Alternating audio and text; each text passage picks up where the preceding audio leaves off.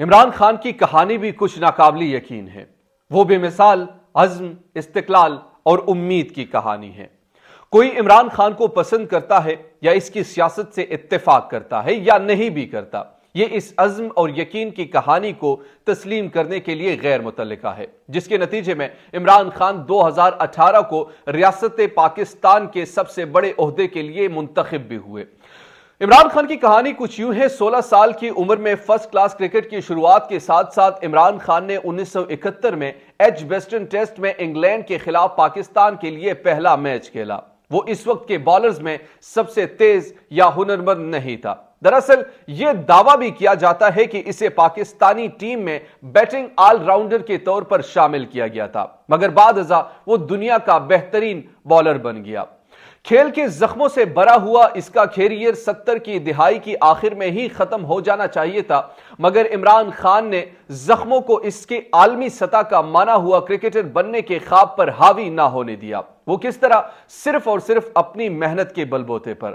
Cricket میں اس کے کئی سال کے رفقائے کار کہتے ہیں کہ فٹنس اور بالنگ کے ہنر کے لیے محنت میں بھی کوئی عمران خان کا مقابلہ نہیں کر سکتا تھا۔ سرفراز نواز، جو کہ عمران خان کے ایک مخالف بھی رہے ہیں، جب عمران خان کے ڈسپلن اور فٹنس کی عادت کے بارے میں پوچھا گیا تو سرفراز کے یہ الفاظ بڑے مشہور ہوئے کہ کوئی گھوڑا بھی اتنا تیز نہیں بھاگ سکتا تھا جتنا کہ عمران خان۔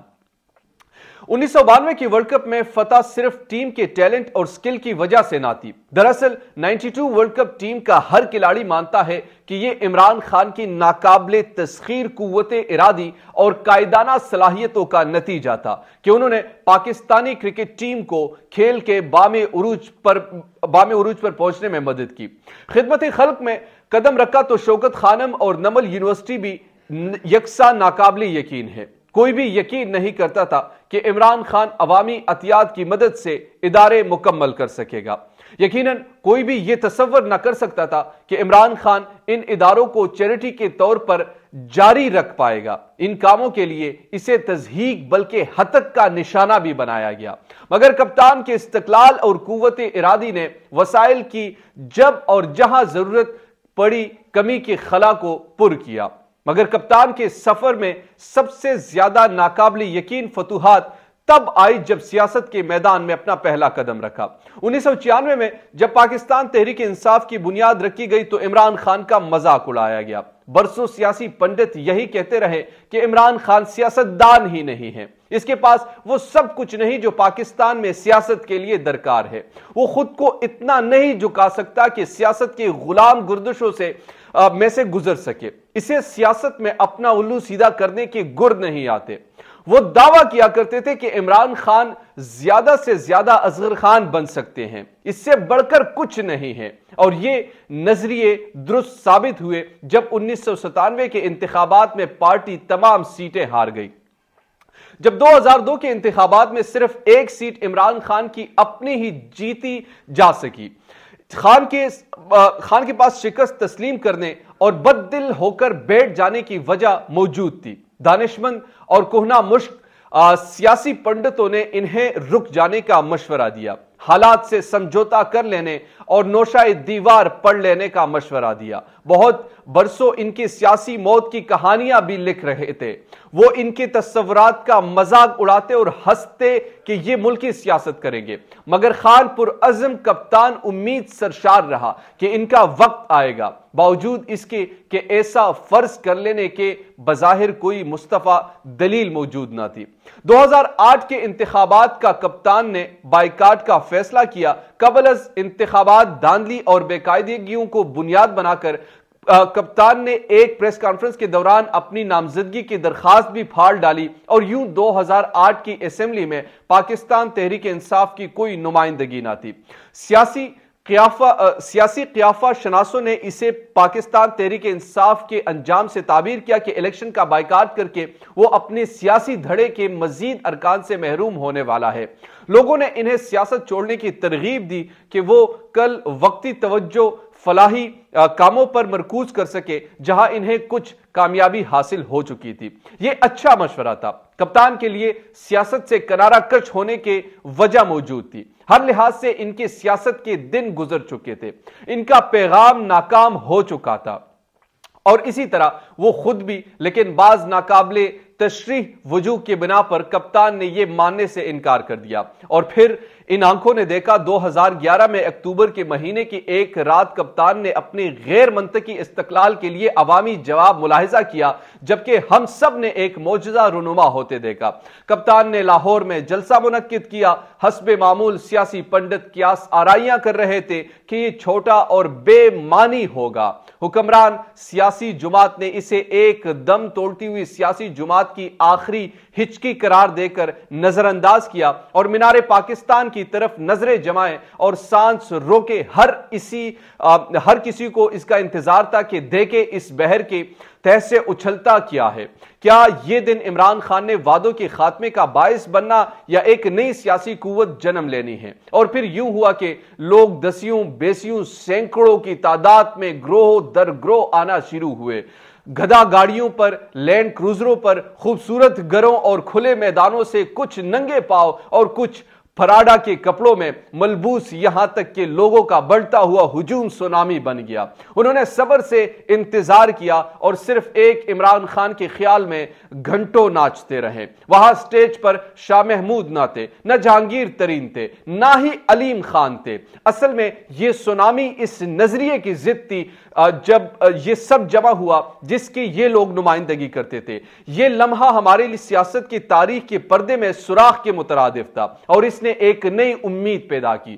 کپتان پاکستان تحریک انصاف 2013 کے عام انتخابات جیت تو نہ سکے، مگر ایک قابل ذکر سیاسی قوت کے طور پر نمایاں ہو گئی۔ آنے والے سالوں میں کپتان نے اس وقت کی حکمران جماعت پاکستان مسلم لیگ نون اور پاکستان پیپلز پارٹی کے لیے ہدف بنے رہے۔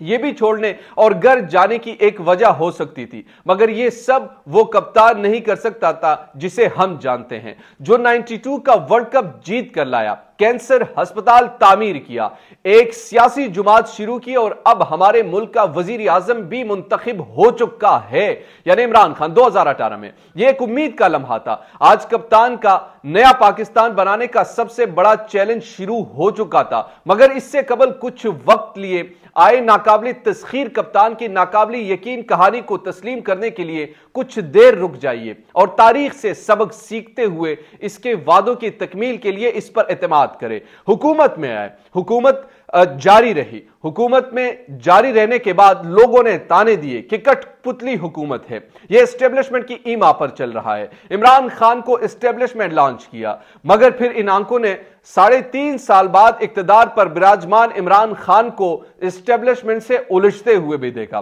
لوگوں نے سوال کرنا شروع کیا۔ عمران خان کی حکومت گئی، رجیم چینج آپریشن کا نعرہ لگا، اور عمران خان نے امریکی سازش کا بیانیہ بنایا۔ عوام میں بے حد پذیرائی بھی ملی۔ جب عمران خان اقتدار سے باہر آئے، یعنی تاریخ میں جب بھی کوئی وزیر اعظم اسی طریقے سے اقتدار سے نکالا گیا تو مٹھائیاں بانٹی گئی، مگر عمران خان کی کہانی کچھ دلچسپ ہے۔ جب عمران خان ایک ڈائری لے کر وزیر اعظم ہاؤس سے روانہ ہوئے، محض ایک ڈائری کے ساتھ، تو عوام میں غم و غصہ تھا، جذبات تھے، لوگ رو رہے تھے، لوگوں کے آنسو نگل رہے تھے۔ یعنی عمران خان کے لیے اس سے زیادہ محبت اور کیا ہو سکتی تھی، جس کو عمران خان نے خود بھی بوسٹ اپ کیا۔ اس کے بعد عمران خان کی ایک اور جدوجہد شروع ہوتی ہے۔ وہ پاکستان کی ان قوت لوگوں کے خلاف جو ہمیشہ سے ہی پاکستان کی سیاست میں انٹرفیرنس کرتے رہے ہیں۔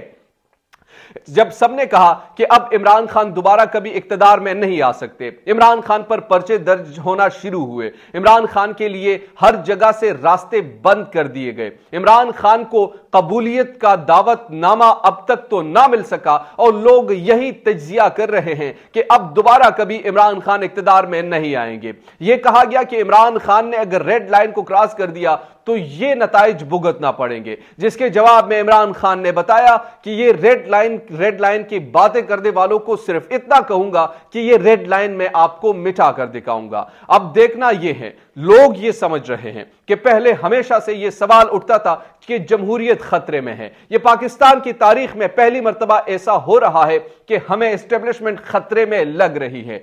ये नाकाबिले यकीन है, ये नाकाबिले शिकस्त है। आप जितना इनको रोकेंगे ये इतने ज्यादा तेजी से वार करेगा। आप जितना ज्यादा इमरान खान को जकड़ कर रखेंगे वो उससे कई गुना ज्यादा आपका मुकाबला करेगा। उसमें हिम्मत है, जुर्रत है, वो भागेगा नहीं, वो यहां आकर मुकाबला करेगा। वो यहीं रहकर मुकाबला कर रहे हैं और करेगा भी।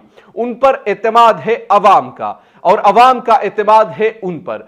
ऐसे में अगर आप ऐसे फैसले करते हैं और इस तरीके से जो फैसले आपसे सरजिद भी हुए हैं, जो जिद और अना के बलबूते पर पाकिस्तानी अवाम को इस हाल तक पहुंचाया है, तो फिर याद रखिएगा कि जो भी नताइज होंगे उसको भुगतना भी पड़ेगा। आप सिर्फ एक मिसाल ले लीजिए, आपने क्या कुछ नहीं किया। एफआईआर आपने दर्ज करवाए, हमला भी हुआ इमरान खान पर, हर जगह से यह बावर कराने की कोशिश की गई कि इमरान खान की पार्टी का कोई मुस्तकबिल नहीं, पाकिस्तान तहरीक इंसाफ में रहोगे तो आपके लिए मुश्किलात पैदा कर ली जाएगी। हर किस्म की धमकियां दी गई, फोन्स कॉल करवाए गए, मगर इसके बावजूद भी वो डटा रहा, वो अपने मौकफ से पीछे नहीं हटा। वो आपको शिकस्त देकर रहेगा। या तो एक हल हो सकता है कि इमरान खान इस दुनिया फानी से चले जाए, तब आप सुकून और चैन की नींद सो सकते हैं, वरना दूसरा कोई रास्ता नजर नहीं आता। क्योंकि तारीख इमरान खान की हमें यह बताती है कि नाकाबिले शिकस्त है, इनकी जीन्स में शिकस्त नहीं लिखा। ये जब भी डाउन होता है तो कुछ वक्त के लिए खामोश जरूर रहता है, मगर शिकस्त तस्लीम नहीं करता। ये इमरान खान की एक मुख्तसर सी कहानी थी जो मैंने आपके सामने रखी। उम्मीद करता हूं कि आपको वीडियो पसंद आएगी। अगर अभी तक आपने हमारे चैनल को सब्सक्राइब नहीं किया तो काइंडली सब्सक्राइब कीजिए, बेल आइकन को प्रेस कीजिए ताकि नई आने वाली लेटेस्ट अपडेट से आप बाखबर रहें। शुक्रिया।